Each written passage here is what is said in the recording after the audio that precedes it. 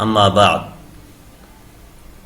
آج کی اس نشست میں ہم پہلے پارہ کا خلاصہ بیان کرنا چاہیں گے۔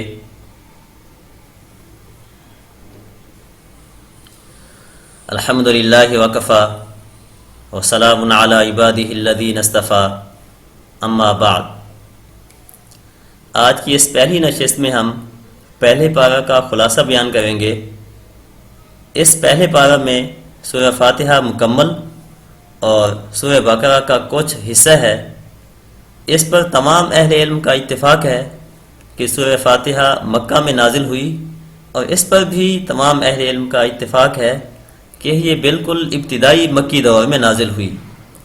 جب قرآن مجید کھولا جاتا ہے تو سب سے پہلے یہی صورت نظر آتی ہے، تو گویا سورہ فاتحہ قرآن مجید کو کھولنے والی ہے، اسی نسبت سے اسے سورہ فاتحہ کہتے ہیں۔ یہ صورت 7 آیات پر مشتمل ہے۔ مختصر ہونے کے باوجود اس میں کتاب مقدس کے اساسی مقاصد اجمالی طور پر آ گئے ہیں، اسی لیے اسے ام القرآن کہا جاتا ہے، اور اس صورت کو اساس القرآن بھی کہا جاتا ہے، یعنی قرآن کی بنیاد۔ اس کی حیثیت قرآن کے دباچہ کی بھی ہے، اور اس کی حیثیت قرآن کے خلاصہ کی بھی ہے، کیونکہ قرآن مجید کی تمام تعلیمات کا خلاصہ اس میں مختصر طور پہ بیان کیا گیا ہے۔ قرآن مجید کے بنیادی مضامین 3 ہیں۔ نمبر 1 توحید، نمبر 2 رسالت، اور نمبر 3 قیامت۔ اس سورت کی ابتدائی 2 آیتوں اور چوتھی آیت میں توحید کا مضمون ہے، اور تیسری آیت میں قیامت کا ذکر ہے۔ 5ویں اور 6ٹھی آیت میں نبوت اور رسالت کی طرف اشارہ ہے۔ ایسے ہی اللہ تعالیٰ کے اسماء و صفات بھی اس صورت میں مذکور ہیں، اور اسی کی عبادت، اسی سے استعانت اور استقامت و ہدایت کی دعا کا حکم ہے۔ ایک طرف انبیاء اور صلحاء کا تذکرہ ہے، تو دوسری طرف ان قوموں کی روش سے بچنے کی تلقین ہے جو اپنی علمی اور عملی کج روی کی وجہ سے اللہ کے عذاب اور غضب کی مستحق ہو گئیں۔ یہ دعویٰ بلا خوف تردید کیا جا سکتا ہے کہ سورہ فاتحہ ایک بے مثال دعا، معارف کا بیش بہا خزانہ اور قرآنی علوم کا ایسا شفاف آئینہ ہے کہ جس میں 113 صورتوں کی جھلک ہم مختصر وقت میں دیکھ سکتے ہیں، اور شاید یہ جھلک بار بار دکھانے کے لیے ہی ہر نماز کی ہر رکعت میں سورہ فاتحہ پڑھنے کا حکم دیا گیا ہے۔ سورہ فاتحہ کے بعد اس پہلے پارہ میں سورہ بقرہ کا آغاز ہوتا ہے۔ سورہ بقرہ کا اکثر حصہ ہجرت مدینہ کے بعد بالکل ابتدائی دور میں نازل ہوا۔ یہ قرآن مجید کی سب سے طویل صورت ہے، جو کہ 286 آیات پر مشتمل ہے۔ عربی زبان میں بقرہ گائے کو کہتے ہیں، چونکہ اس صورت میں بقرہ کا لفظ بھی آیا ہے، اور گائے ذبح کرنے کا واقعہ بھی مذکور ہے آیت نمبر 67 تا 73 میں، اس لیے اسے سورۃ البقرہ کہا جاتا ہے۔ گائے کے ذبح کا واقعہ اس میں بیان کیا گیا کہ بنی اسرائیل کے ایک مالدار شخص کو اس کے بھتیجے نے مال وراثت ہتھیانے کی غرض سے قتل کر دیا، پھر رات کی تاریکی میں نعش اٹھا کر کسی دوسرے کے دروازے پر ڈال دی اور اس پر قتل کا دعویٰ کر دیا۔ قریب تھا کہ مدعی اور مدعا علیہ کے خاندان ایک دوسرے پر ہتھیار اٹھا لیتے کہ اللہ تعالیٰ نے حضرت موسیٰ علیہ السلام کے ذریعے انہیں گائے ذبح کرنے اور اس کے گوشت کا کچھ حصہ اس مقتول کے جسم کے ساتھ لگانے کا حکم دیا۔ ایسا کرنے سے مقتول زندہ ہو کر اٹھ بیٹھا اور اس نے اپنے قاتل کی نشاندہی کر دی۔ اتفاق سے انہی دنوں بنی اسرائیل کا ایک گروہ مرنے کے بعد کی زندگی کا انکار بھی کر رہا تھا۔ مقتول کے زندہ ہونے سے نہ صرف یہ کہ قاتل کی نشاندہی ہو گئی، بلکہ باس بعد الموت پر ایک حجت بھی قائم ہو گئی۔ علاوہ ازیں مصریوں کے ساتھ طویل عرصہ تک رہنے کی وجہ سے بنی اسرائیل کے دل میں گائے کی جو عقیدت و محبت رچ بس گئی تھی، گائے ذبح کرنے کا حکم دے کر اس کی تردید اور توہین بھی کر دی گئی۔ اللہ تعالیٰ کے اس حکم کی 3 حکمتیں تھیں۔ نمبر 1 قاتل کی نشاندہی، نمبر 2 عقیدہ بعث بعد الموت پر حجت، اور نمبر 3 گائے کی محبت و عقیدت کی تردید۔ اس واقعہ کے علاوہ اس پہلے پارہ میں جو اہم مضامین بیان ہوئے ہیں وہ درج ذیل ہیں۔ نمبر 1 دائمی علمی معجزہ۔ اس صورت کی ابتدا رسول اللہ صلی اللہ علیہ وسلم کے دائمی معجزہ قرآن مجید کے ذکر سے ہوئی ہے۔ یوں تو آپ صلی اللہ علیہ وسلم کو متعدد حسی اور مادی معجزات بھی عطا کیے گئے، لیکن قرآن آپ صلی اللہ علیہ وسلم کا سب سے بڑا معجزہ علمی تھا۔ اس صورت کی ابتدا حروف مقطعات میں سے الف لام میم کے ساتھ ہوئی ہے۔ ابتدا کا یہ انداز عربوں کے لیے غیر مانوس تھا۔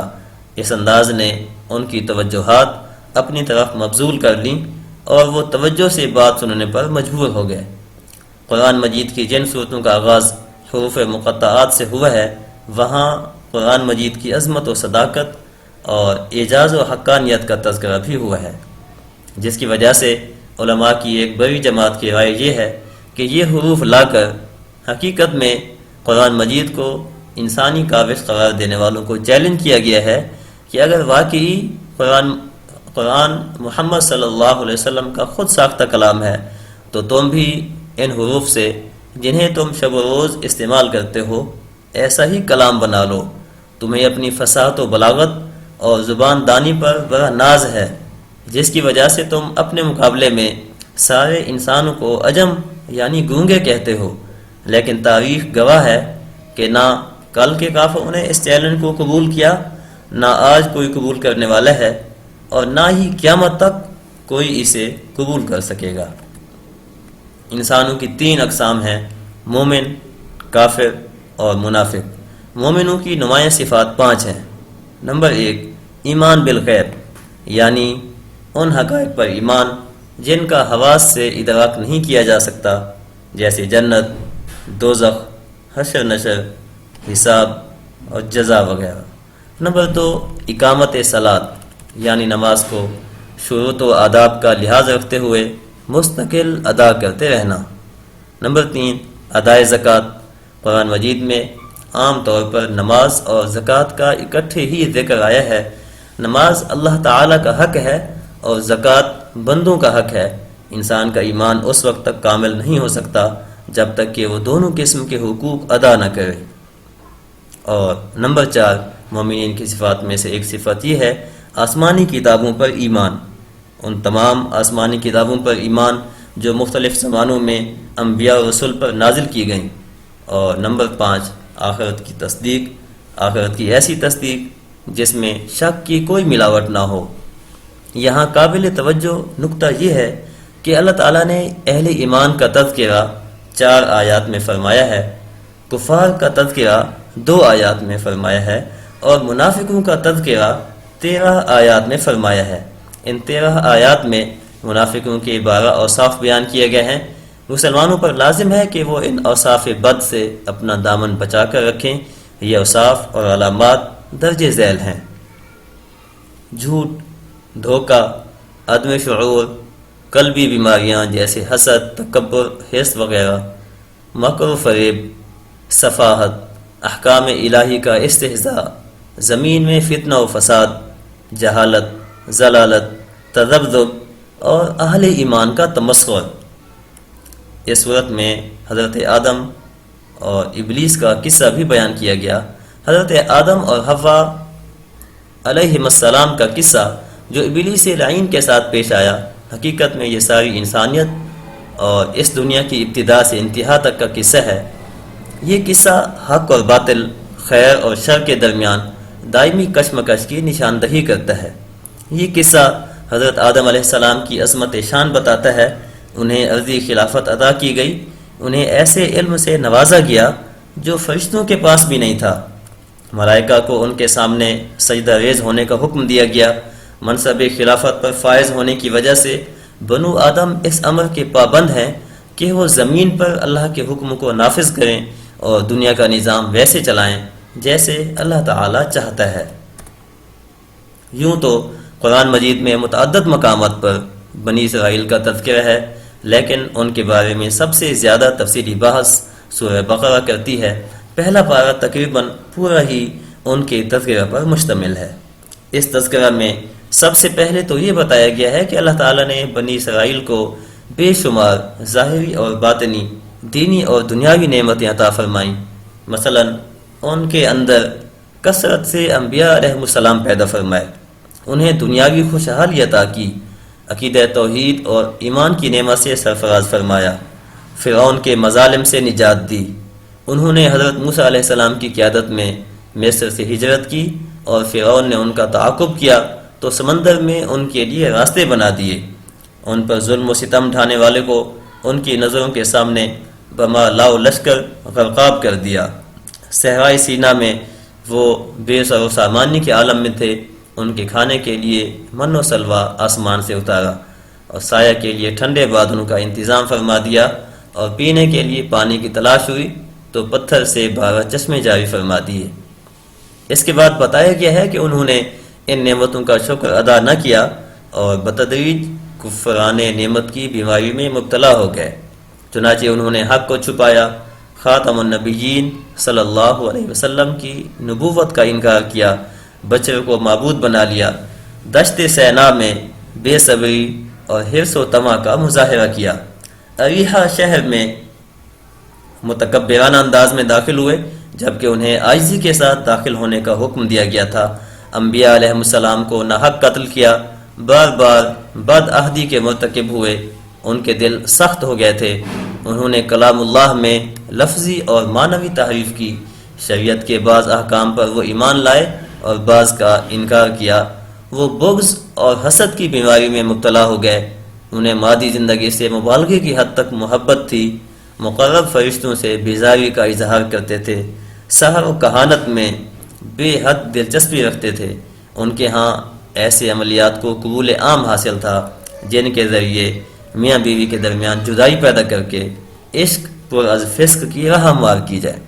بد عملی کے باوجود جنت کے واحد ٹھیکیدار ہونے کا دعویٰ کرتے تھے، وہ بڑے وثوق سے کہتے تھے کہ جنت میں صرف وہی جا سکتا ہے جو یہودی ہو، اور یہی دعویٰ نصارہ بھی کرتے تھے۔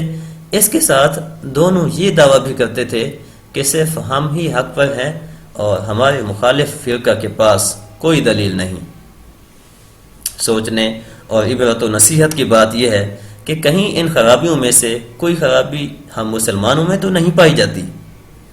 یہود پر انعامات اور ان کے کفران نعمت اور جرائم کی تفصیل کے بعد تذکرہ ہے حضرت ابراہیم علیہ السلام کا، جن کی عظمت شان کو یہود اور نصارہ دونوں تسلیم کرتے تھے اور فخریہ طور پر ان کی طرف اپنی نسبت بیان کرتے تھے۔ اگر وہ اپنے دعویٰ میں سچے ہوتے تو ہمارے آقا صلی اللہ علیہ وسلم کی اتباع ضرور کرتے، کیونکہ آپ صلی اللہ علیہ وسلم حضرت ابراہیم خلیل اللہ علیہ السلام کی دعاؤں ہی کا ثمر تھے۔ یہاں یہ بھی بتایا گیا ہے کہ اللہ تعالیٰ نے حضرت ابراہیم علیہ السلام کو مختلف ابتلاؤں اور آزمائشوں میں ڈالا، لیکن وہ ہر آزمائش سے سرخرو ہو کر نکلے۔ والد کی بت پرستی سے بیزاری کا معاملہ ہو، قوم سے ٹکراؤ کا، نمرود سے بحث مباحثہ کا مرحلہ ہو، آگ میں ڈالے جانے کا، وطن سے ہجرت کا، بیوی اور بچے کو بے آب و گیاہ وادی میں چھوڑنے کا حکم ہو، یا لخت جگر کو اپنے ہاتھوں سے ذبح کرنے کا، اللہ کے خلیل علیہ السلام ہر مقام پر ثابت قدم رہے اور ان کے قدموں میں ذرہ برابر لغزش نہ آئی۔